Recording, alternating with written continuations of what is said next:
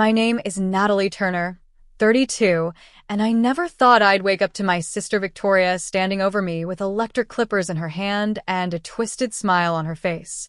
The buzzing sound still haunts my nightmares. I watched in horror as my beautiful long brown hair fell around me in clumps.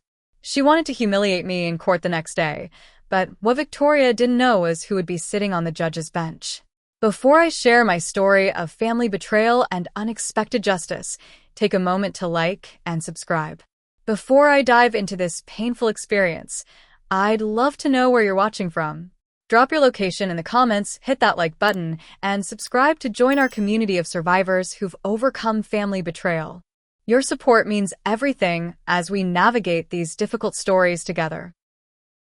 Growing up with Victoria, who's 3 years older than me, was like living in the shadow of a storm cloud that could unleash at any moment. From our earliest memories, Victoria seemed determined to establish her superiority. When I was 6 and she was 9, she deliberately spilled grape juice on my new white dress minutes before our cousin Melissa's birthday party. While our parents fussed over cleaning me up, Victoria basked in the attention she received for her perfect behavior and immaculate outfit. Our parents, Martha and Robert Turner, unconsciously reinforced this dynamic. As their firstborn, Victoria held a special place in their hearts. Victoria paved the way, Mom would often say, as if my sister had single-handedly invented the concept of growing up. Dad, an accountant with a prestigious firm, took pride in Victoria's mathematical abilities, spending hours helping her with homework while I struggled through mine alone. The only person who saw through Victoria's manipulations was my grandmother, Elaine Whitaker.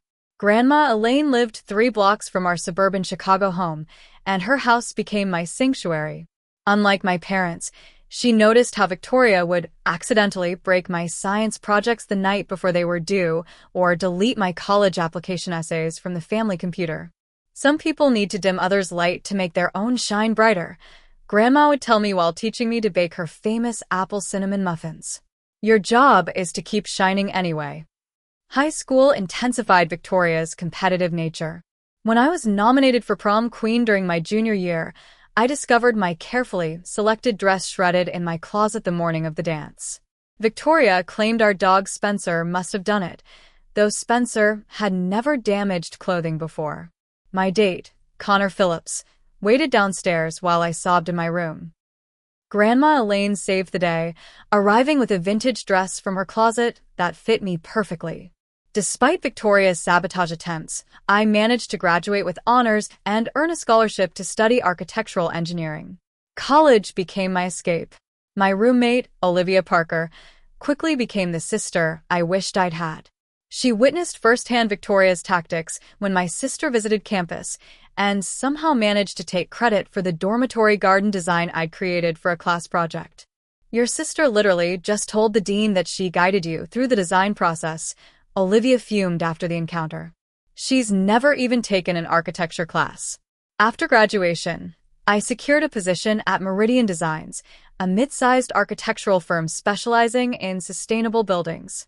My career flourished as I developed a reputation for innovative approaches to environmental challenges in urban settings.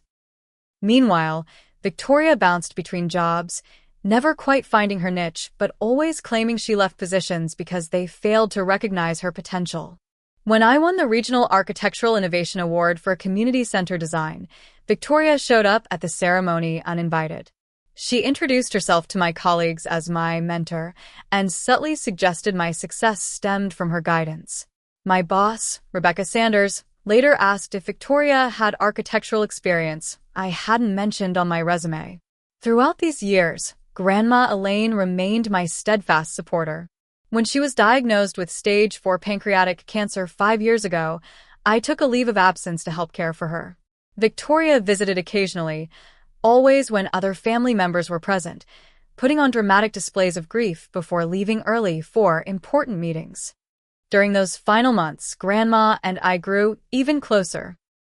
She shared stories of her own sister, my great-aunt Florence, who had similar controlling tendencies. "I'm leaving you my mother's sapphire pendant," she told me one evening while we looked through old photo albums. Florence always wanted it, but Mother knew she'd sell it the first chance she got. What I didn't know then was that Grandma had made much larger provisions for me in her will. She passed away peacefully with all of us by her bedside, and 2 weeks later, we gathered at her attorney's office for the reading. When Herbert Palmer, Grandma's longtime lawyer, announced that she had left me her house, the majority of her savings, and her antique jewelry collection, Victoria's face contorted with rage. "This is outrageous," she screamed, knocking over a potted plant on Mr. Palmer's desk. "Natalie manipulated her while she was dying. There's no way Grandma would choose her over me." Our parents attempted to calm Victoria, suggesting we discuss the matter privately, but she was beyond reason. "You'll regret this," she hissed at me before storming out. The harassment began immediately. Victoria called at all hours, leaving voicemails accusing me of theft and deception. She created fake social media accounts to spread rumors about me among extended family members. She even showed up at my workplace, causing such a scene that security had to escort her from the building. Through all this chaos, Ethan Miller entered my life like a calm harbor in a storm. We met at a charity fundraiser for urban education 2 years ago. He was there representing the county legal system where he served as a family court judge, and I was representing Meridian Designs, which had donated design services for a new school. Ethan approached me after my presentation on sustainable classroom designs. His questions were thoughtful, his manner respectful. When he asked for my number, I hesitated briefly, conscious of my family complications. But something about his steady gaze and quiet confidence made me say yes. Our relationship developed slowly and deliberately. Ethan had experienced his own family trauma with a manipulative brother who nearly destroyed his parents' retirement savings through investment scams. He understood my wariness and never pushed for more than I was ready to give.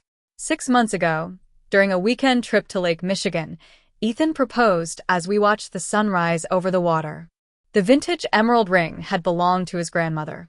"She was my rock," he explained, "just like you've become mine." When I called my parents to share the news, they were genuinely happy for me. Victoria, however, launched into a new campaign of interference. She contacted Ethan's office with anonymous allegations of professional misconduct. She sent me links to articles about judges in divorce scandals. She even created a fake dating profile using my photos, which a concerned colleague discovered and reported to me. Through it all, Ethan remained unshakable. "People like your sister eventually reveal themselves," he said. "We just need to keep living authentically." Then, 3 months ago, everything escalated beyond imagination when Victoria decided Grandma's inheritance wasn't just something to harass me about. It was something she intended to take by any means necessary. The certified letter arrived on a Tuesday morning, its official appearance immediately setting off alarm bells. I recognized the law firm's name, Bennett, Crawford and Associates, from their flashy billboards around town. My hands trembled slightly as I opened the envelope and pulled out the formal document. Notice of Contest of Will. The heading read in bold letters. Victoria, through her attorney Lawrence Bennett, was officially challenging Grandma Elaine's will. The document outlined outrageous accusations that I had exercised undue influence over our grandmother during her illness, that I had systematically isolated her from other family members, and most shockingly, that I had assisted in the forgery of testamentary documents. I sank onto my kitchen stool, the granite countertop cool beneath my elbows as I read through the allegations again. Each paragraph felt like a physical blow. Victoria hadn't just decided to contest the will. She was essentially accusing me of elder abuse and fraud. My phone rang, displaying my mother's number. "Natalie, have you received anything from Victoria's lawyer?" Mom's voice sounded thin and strained. "I just opened it," I replied, struggling to keep my voice steady. "Mom, these accusations." "I know, sweetheart. Your father and I got copies too. We've tried calling Victoria, but she's not answering." After speaking with my parents, I called Benjamin Walsh, an attorney Ethan had recommended when Victoria's harassment first began. His secretary, Jennifer Coleman, scheduled an emergency appointment for that afternoon. "These allegations are serious, but entirely baseless," Benjamin said after reviewing the documents in his wood-paneled office. Mr. Palmer's records will show your grandmother made these decisions of sound mind, with proper witnesses present. However, we will need to appear in court to defend against these claims. The initial court appearance came 2 weeks later. I arrived early with Benjamin, my stomach knotted with anxiety. Victoria entered the courtroom like an actress taking the stage, dressed in somber black with expertly applied makeup that somehow enhanced her appearance of distress. She carried a handkerchief monogrammed with Grandma's initials, dabbing at her eyes periodically, though no tears were visible. Judge Sandra Hoffman, a stern-faced woman in her 60s, listened carefully as both attorneys presented preliminary arguments.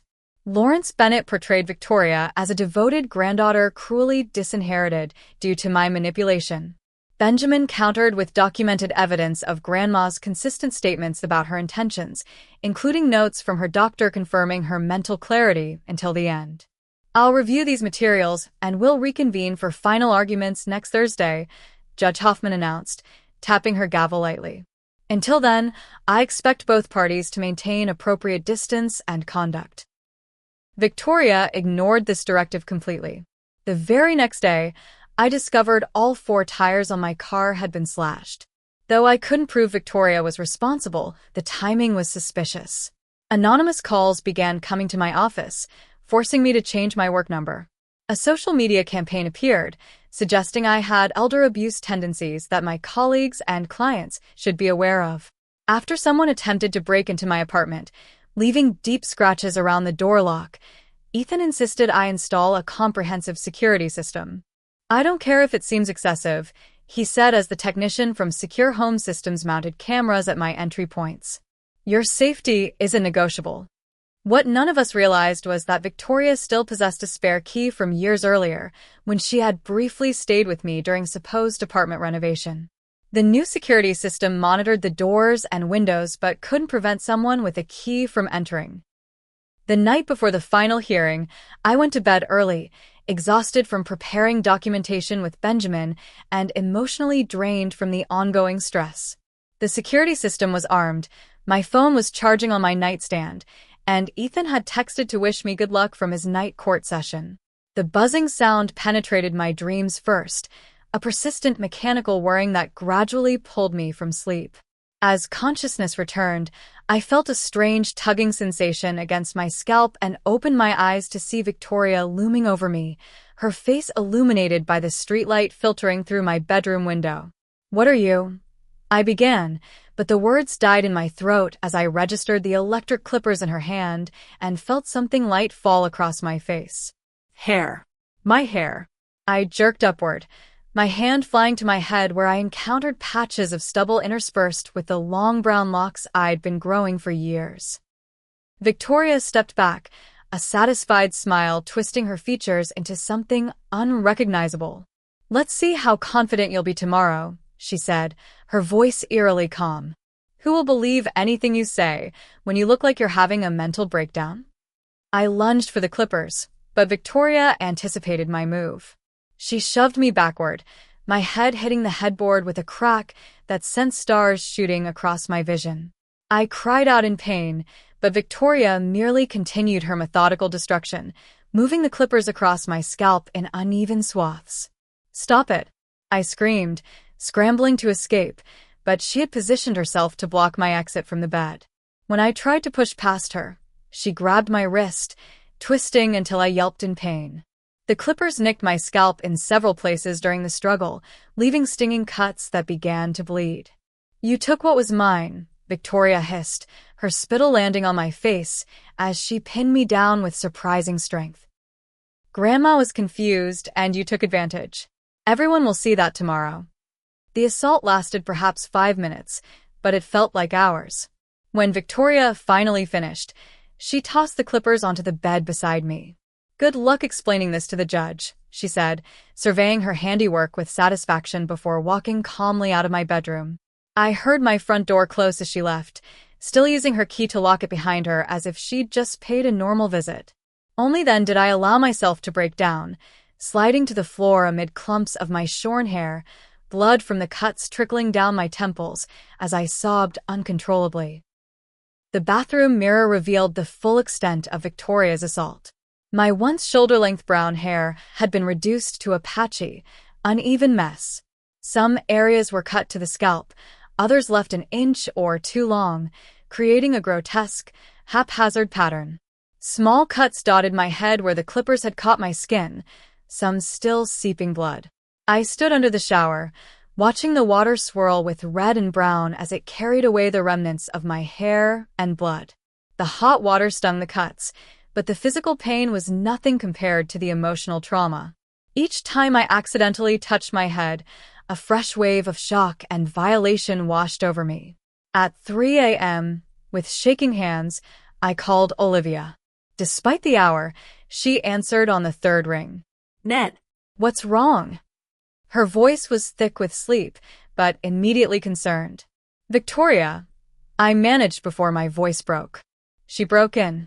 She cut my hair. All of it. I'm coming over, Olivia said without hesitation. Don't move. 20 minutes. True to her word, Olivia arrived with a first aid kit and a determination that brought me the first sense of stability since the attack. She gently cleaned and bandaged the cuts on my scalp, applied antiseptic to the bruise forming where my head had hit the headboard, and examined my wrist, which was swelling from Victoria's twisting grip. We need to call the police, Olivia insisted, her phone already in hand. This is assault, Natalie. We need to document everything. I shook my head, then winced at the movement. The hearing is in 7 hours. If I file a report now, it could delay everything. Victoria might even claim I did this to frame her. Then, what's your plan? Olivia demanded, her protective instincts in full force. You can't let her get away with this. For several minutes, we debated options. Olivia suggested hats, scarves, even a wig she could borrow from her cousin Madison, who worked in theater costume design. No, I finally decided, running my hand over the uneven stubble. I'm going to court exactly like this. I want the judge to see what Victoria did. I want everyone to see. Olivia's eyes widened. That's actually brilliant. And terrifying. Are you sure? I've spent my whole life letting Victoria get away with hurting me because it was easier than confronting her. Not anymore. We discussed whether I should call Ethan, but I decided against it. He was working a night session in court and would be exhausted. Besides, I didn't want him rushing to my defense when he needed to maintain professional distance from my legal issues. I'll handle this myself, I told Olivia, with more confidence than I felt. Victoria thinks she's broken me. She's wrong. Around 5 a.m., I received an unexpected call from Grace Thompson, the court clerk I'd spoken with several times while preparing documentation. MS. Turner, I wanted to let you know there's been a change for your hearing today, she said formally. Judge Hoffman had a family emergency last night. The court will assign a substitute judge, but I don't have that information yet. Will the hearing still take place at 10 a.m.? I asked, my mind racing with this new complication. Yes, everything else remains on schedule. I just wanted to give you advance notice about the judge change. After hanging up, I considered calling Benjamin with this update, but decided it could wait until our pre-hearing meeting. Instead, I tried to rest, dozing fitfully on the couch while Olivia kept watch from an armchair. At 7:30 a.m., my phone chimed with a text from Ethan. Unexpected work situation this morning. Thinking of you for the hearing. You've got this. Love you. I smiled faintly, appreciating his support while assuming he was caught up in post-night court paperwork. If only he knew what had happened. By 8:00 a.m., Olivia and I were preparing for court. She helped me apply makeup that somehow made me look put together despite my shaved head. The cuts had stopped bleeding but were clearly visible, red angry marks against my pale scalp. You look strong, Olivia said, standing behind me as we both gazed into the mirror. Vulnerable but undefeated. Benjamin had agreed to meet us directly at the courthouse, so at 9:15 a.m., Olivia drove me downtown. During the ride, I practiced what I would say if directly questioned about my appearance. The truth, simple and unembellished. Victoria had assaulted me to intimidate me before our court appearance. As we approached the imposing courthouse building, I took a deep breath. Whatever happens in there, I told Olivia, thank you for being here. She squeezed my hand. Victoria messed with the wrong sister, she replied. Let's go show her that. The Jefferson County Courthouse buzzed with the usual morning activity, attorneys rushing between hearings, clerks carrying stacks of files, citizens waiting nervously on wooden benches. As soon as Olivia and I entered the main hallway, however, the ambient noise seemed to diminish. Heads turned, conversations paused, and eyes widened at my appearance. A security guard at the metal detector did a double take, but professionally maintained his composure. Courtroom 302 is on the 3rd floor, he said after checking my ID, his eyes briefly flicking to my scalp before returning to my face. In the elevator, a woman in a business suit kept glancing at me, then quickly looking away when I caught her eye. I stood straighter, refusing to hunch or hide. By the time we reached the 3rd floor, my resolve had hardened. Victoria had intended this humiliation, expecting me to cower. I would do exactly the opposite. Benjamin was waiting outside courtroom 302, reviewing documents from his leather portfolio. When he looked up and saw me, his professional demeanor cracked momentarily, shock registering in his widened eyes and parted lips. Natalie, he began, struggling to find appropriate words. What happened to you? Before I could answer, the elevator doors at the end of the hall opened, and Victoria emerged surrounded by what appeared to be her own entourage. She wore a conservative navy suit, her hair professionally styled in an elegant updo, makeup flawlessly applied. Following her were Lawrence Bennett and 2 paralegals carrying document boxes, plus a woman I recognized from social media as Diane Reynolds, Victoria's friend who worked as a stylist. Victoria spotted me immediately, her step faltering momentarily before a smug smile spread across her face. She had clearly expected me to hide my shaved head, perhaps assuming I wouldn't even show up. My presence and my exposed scalp clearly surprised her, though she quickly masked it with a look of exaggerated concern. My goodness, she said loudly enough for everyone in the hallway to hear. Natalie, what have you done to yourself? Mother will be heartbroken. Benjamin stepped between us. Miss Turner, we need to discuss this development before the hearing. Immediately. He ushered Olivia and me into a small conference room near the courtroom. Once the door closed behind us, he turned to me with intense focus. Your sister did this to you, didn't she? It wasn't really a question. I nodded, the movement still feeling strange without the familiar weight of my hair. She broke into my apartment last night using an old spare key. She held me down and used electric clippers. Benjamin's expression darkened. This changes everything. We need to file assault charges immediately. The hearing might need to be postponed while the police. No, I interrupted firmly. I want to proceed today. I want the judge to see exactly what Victoria is capable of. Natalie, Benjamin cautioned, I understand your reasoning, but legally, we're here to determine if Victoria's challenge to the will has merit, I said. This incident proves her character and supports our argument that she's making false accusations out of malice. As Benjamin and I debated strategy, Olivia kept watch through the small window in the door. The clerk just went into the courtroom, she reported, and Victoria is pacing like a caged tiger. Benjamin checked his watch. We have 5 minutes until the hearing is scheduled to begin. If you're determined to proceed today, we need to document your injuries properly. I'll request the court record include photographs and your statement about the assault. That's all I ask, I said, straightening my jacket. Let Victoria see that I won't be intimidated. When we entered the courtroom, conversations again hushed as people noticed my appearance. Victoria was seated at the plaintiff's table with Lawrence, their heads bent together in urgent discussion. When she looked up and saw me walking confidently toward the defendant's table, confusion flickered across her face. Several court officials were gathered near the judge's bench, speaking in low tones. I recognized Grace Thompson among them, her expression unusually animated as she gestured toward the judge's chambers.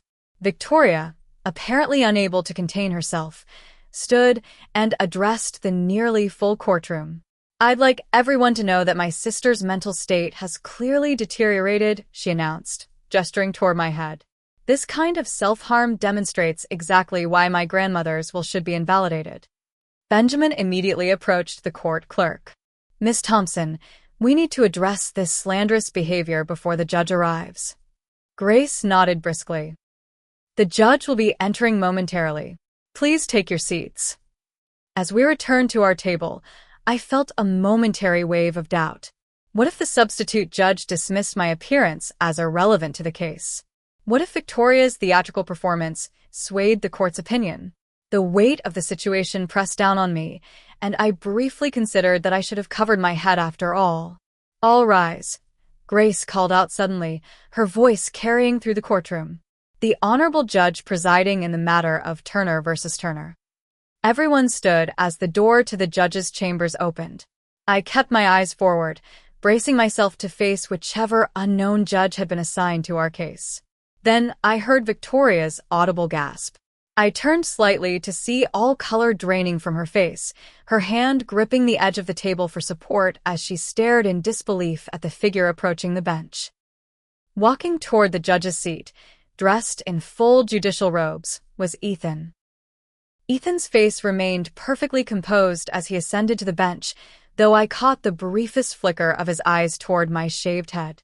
If he was shocked by my appearance, his professional training concealed it masterfully. He settled into the judge's chair and addressed the courtroom with practiced authority. "Be seated," he said, his voice steady and formal.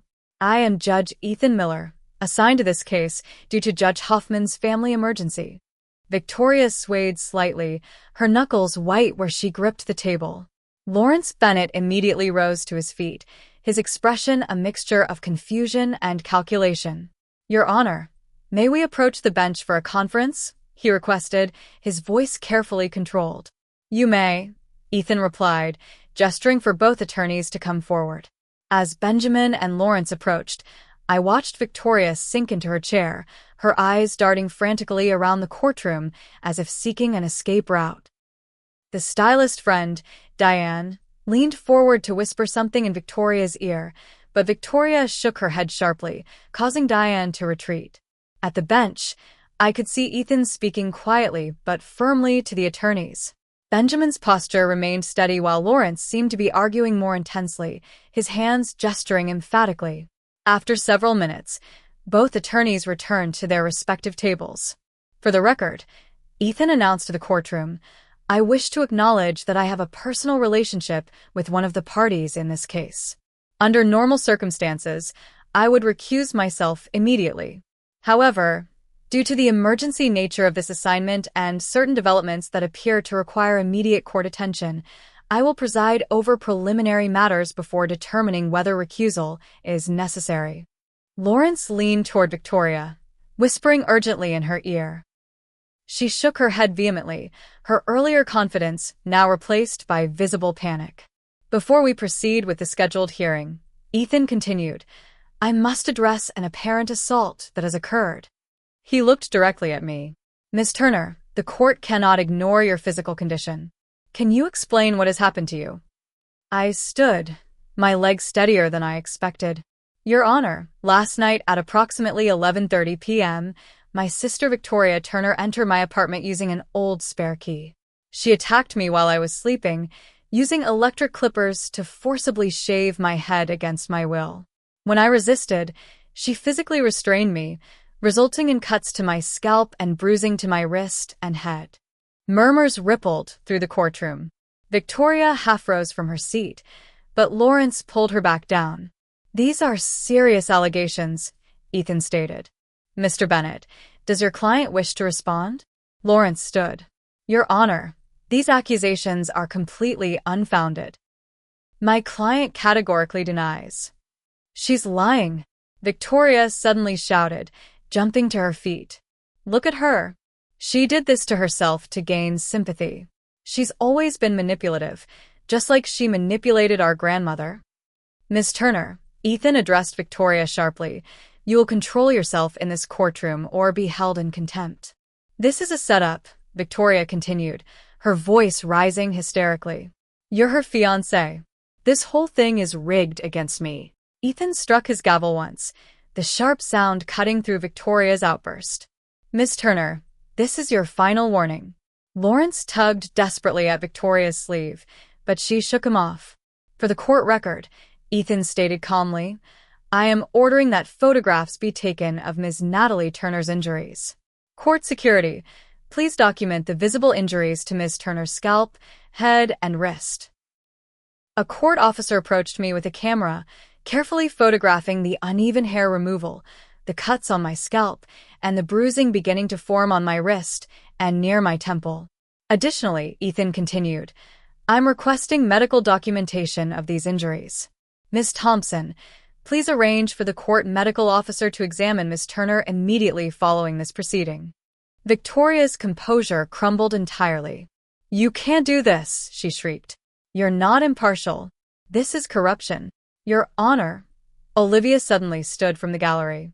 "I arrived at Natalie's apartment at approximately 3:30 a.m. this morning and can testify to her condition immediately following the assault. I helped clean and bandage her wounds and remained with her until court this morning." Ethan nodded. "The court appreciates your statement, Ms. Parker." Olivia Parker. "Ms. Parker, please provide your contact information to the clerk for a formal statement." Victoria, seemingly unable to contain herself any longer, began pacing in front of the plaintiff's table. "This is all a conspiracy," she said, her voice taking on a strange, detached quality. "Natalie always gets everything. Our parents' attention, Grandma's love, the inheritance. Now she even has the judge in her pocket." "Miss Turner," Lawrence pleaded, "please sit down and allow me to handle this." But Victoria was beyond reaching. She turned toward me, her face contorted with rage and something else, a kind of desperate recognition that her plans had spectacularly backfired. "Fine," she suddenly shouted. "Yes, I cut her hair. She deserved it. She stole my inheritance. Grandma was supposed to leave everything to me. I'm the oldest. It was always supposed to be mine." The courtroom fell silent. Even Lawrence Bennett seemed frozen in place, his legal pad dangling forgotten from his fingers. Ethan's expression remained neutral, though I knew him well enough to see the controlled anger in the set of his jaw. "Miss Turner, are you admitting to assaulting your sister in her home last night?" Victoria's eyes darted around the room, seeming to finally register the impact of her outburst. She provoked me," she stammered. "It wasn't assault, I was just trying to make a point." "Court reporter," Ethan said, "please ensure Ms. Victoria Turner's statement is properly recorded." He then turned to address both attorneys. "Given these developments and my personal connection to this case, I must recuse myself from further proceedings. However, I am ordering an immediate investigation into the alleged assault, including the preservation of any security footage from Ms. Natalie Turner's building and the collection of the weapon used in the assault." He struck his gavel once more. "This court will take a 1-hour recess, after which Judge Wesley Thompson will preside over the continuation of the will contest hearing. Ms. Victoria Turner is to remain in the courthouse and make herself available to court security officers for questioning regarding the admitted assault. Court is adjourned." As Ethan rose and exited toward the judge's chambers, Victoria collapsed into her chair, the full impact of her actions finally seeming to register on her ashen face. The next hour passed in a blur of activity. Court security officers escorted Victoria to a conference room for questioning while Lawrence Bennett frantically made calls from the hallway. Benjamin used the time to reorganize our defense strategy, incorporating Victoria's courtroom confession into our arguments. "This completely changes the dynamics," he explained as we huddled in a small meeting room. "Her admission of assault undermines her entire claim that you manipulated your grandmother. It establishes a pattern of vindictive behavior." Olivia sat beside me, her protective presence a constant comfort. "Do you think they'll arrest her?" she asked, watching as 2 uniformed police officers entered the courthouse. "That depends on whether Natalie wishes to press formal charges," Benjamin replied, looking to me for direction. I rubbed my temples, careful to avoid the tender spots. "Let's focus on the inheritance case first." one battle at a time. When we returned to courtroom 302 an hour later, the atmosphere had shifted dramatically. Victoria sat alone at the plaintiff's table, Lawrence nowhere in sight. A court officer stood discreetly behind her chair. Judge Wesley Thompson, a silver-haired man in his late 60s, entered and called the court to order. "I've been briefed on the unusual circumstances surrounding this case," he stated. "First, I must ask, Mr. Bennett, are you still representing the plaintiff?" Victoria spoke up before anyone else could. "Mr. Bennett has abandoned me," she said bitterly. "He claims there's a conflict of interest now." Judge Thompson frowned. "Ms. Turner, do you wish to request a continuance to secure new counsel?" "No," Victoria replied, her voice hollow. "I want to get this over with." What followed was unlike any legal proceeding I could have imagined. Without Lawrence to guide her, Victoria's arguments fell apart completely. She repeated vague accusations about manipulation but offered no evidence. When Benjamin presented the documented proof of Grandma Elaine's mental competence, including videotaped statements about her wishes, Victoria had no effective response. The most damning evidence came from Herbert Palmer, Grandma's attorney, who testified via video conference. "Mrs. Whitaker was explicit about her decisions," he stated firmly. "She revised her will 3 times over 5 years, each time with full mental capacity as verified by her physician. Her reasons for the distribution were clearly articulated and recorded." When asked about those reasons, Mr. Palmer hesitated, glancing at Victoria. Judge Thompson instructed him to answer fully. Mrs. Whitaker expressed concern that her older granddaughter had repeatedly demonstrated financially irresponsible behavior, Mr. Palmer explained. She cited multiple occasions when she had provided Victoria with substantial gifts that were quickly squandered. By contrast, she noted Natalie's consistent work ethic and responsible financial planning. By mid-afternoon, Judge Thompson had heard enough. "Based on the evidence presented, I find no grounds to invalidate the will of Elaine Whitaker," he ruled. Her intentions were clear, her mental capacity was sound, and the documents were properly executed. The will shall stand as written. Victoria sat motionless, staring at the table before her. Additionally, Judge Thompson continued, "In light of the events that transpired earlier today, the court refers the matter of the alleged assault to the county prosecutor's office for review. Ms. Victoria Turner, you are to surrender your passport to court security before leaving this building." As we exited the courtroom, reporters who had somehow gotten wind of the dramatic proceedings waited in the hallway. Benjamin skillfully fielded their questions while guiding Olivia and me toward a private exit. "Ms. Turner," called one persistent journalist, thrusting a microphone toward me. "Can you comment on today's ruling?" Pausing briefly, I decided to make one statement. Justice was served today, both for my grandmother's wishes and for victims of intimidation. No one should ever be silenced by fear or violence. Court officers escorted us to a secure area where, to my surprise, Ethan was waiting. His judicial robes were gone, replaced by his usual suit. When the door closed, leaving us in privacy, he crossed the room in 3 quick strides and gently took my hands in his. "Natalie," he said, his voice thick with emotion, "I had no idea. If I'd known what happened, I would have come immediately." "How did you end up as our judge?" I asked, still processing the incredible coincidence. Ethan guided me to a chair, his hand hovering near but not touching my injured scalp. "Judge Hoffman's mother had a stroke last night. The court administrator called me at 5 a.m. because I was already at the courthouse finishing night court documentation. When I saw your case on the docket, I immediately disclosed our relationship and requested reassignment, but there was literally no other judge available on such short notice." "And you had no idea about?" I gestured to my head. "None," he confirmed. "When you walked in, it took everything I had to maintain judicial composure. If I'd known Victoria had assaulted you, I would have recused myself instantly and been by your side as your fiancé, not your judge." "You handled it perfectly," I assured him. "Even Benjamin said your recusal and the transfer to Judge Thompson was textbook procedure." Outside the conference room, we could hear the muffled sounds of Victoria being processed for the assault charges. I had ultimately decided to press charges, not out of vengeance, but because Benjamin convinced me that establishing legal consequences was important. "Your parents are in the waiting area," Ethan said softly. "They arrived during the recess. They've been worried sick since they couldn't reach you this morning." The reunion with my parents was emotional and complicated. Mom broke down in tears at the sight of my shaved head, while Dad stood in shocked silence, his usual stoicism cracking under the weight of the situation. "We had no idea Victoria would go this far," Mom said, her hands trembling as she reached toward me, but stopped short of touching my injuries. "We knew she was upset about the will, but this is unforgivable. We've enabled her behavior for too long," Dad admitted, his voice unusually subdued. "Always making excuses, always smoothing things over. Not anymore." As we left the courthouse through a side entrance to avoid the growing media presence, Detective Marcus Reynolds approached with an update.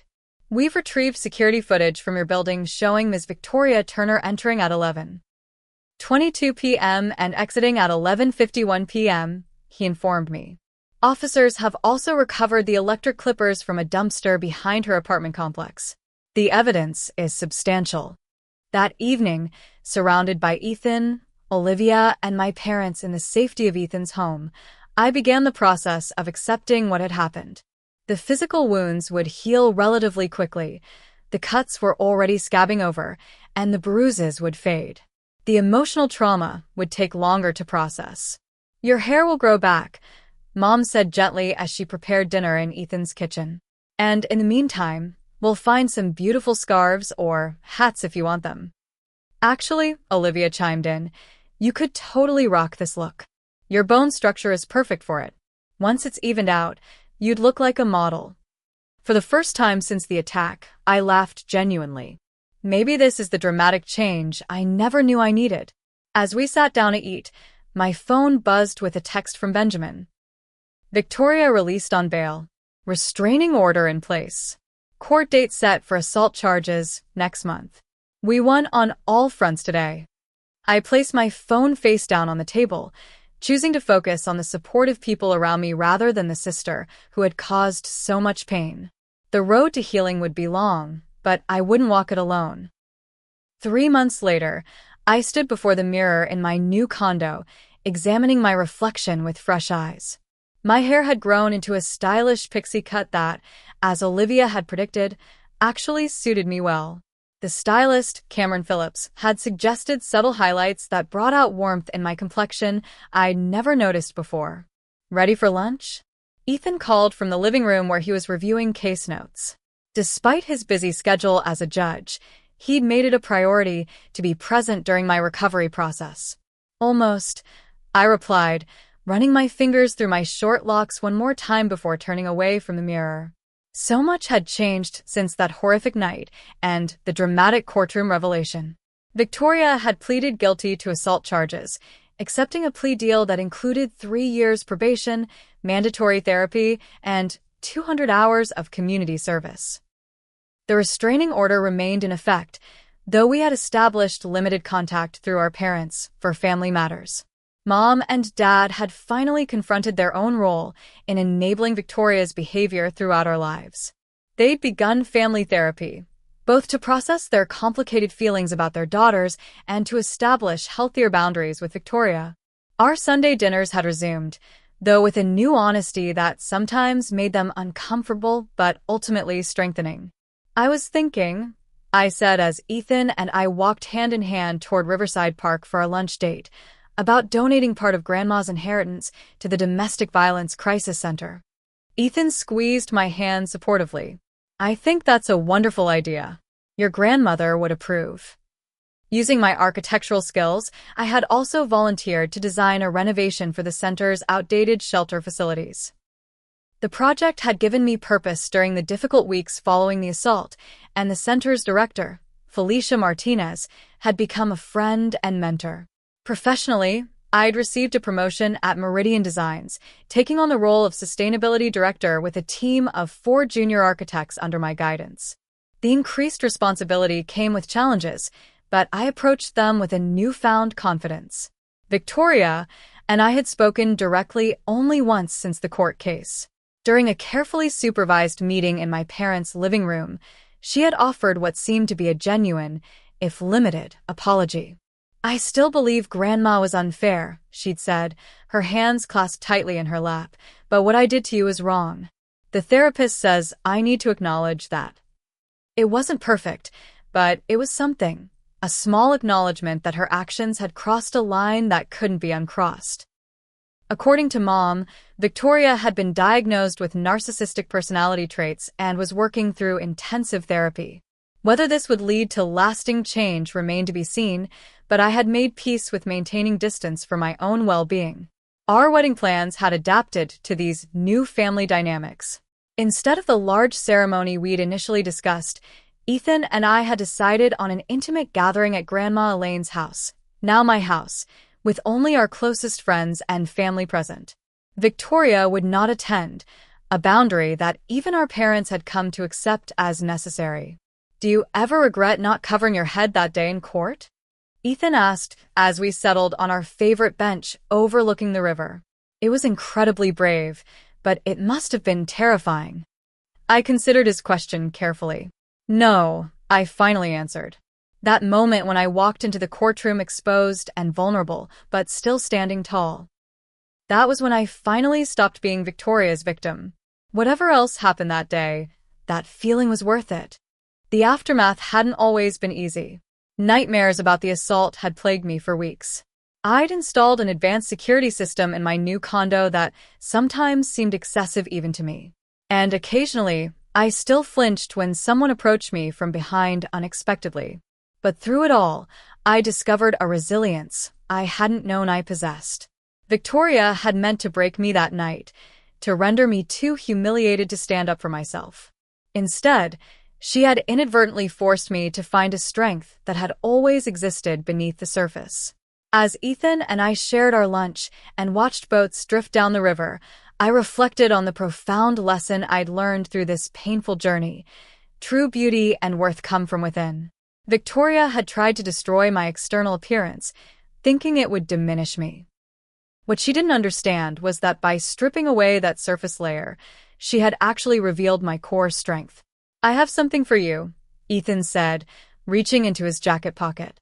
He withdrew a small velvet box and opened it to reveal Grandma Elaine's sapphire pendant, the one she had specifically mentioned leaving to me.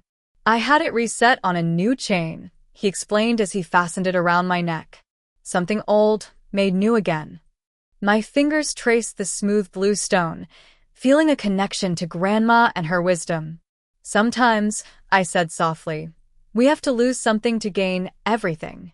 What about you? Have you ever had a family member betray your trust, and how did you handle it? Did you confront them directly, or find another way to stand your ground? Share your story in the comments below. And if this story resonated with you, please like, subscribe, and share to help others who might be facing similar family struggles. Remember, sometimes our greatest strength emerges from our most vulnerable moments. Thank you for listening, and I wish you courage in your own battles, whatever they may be.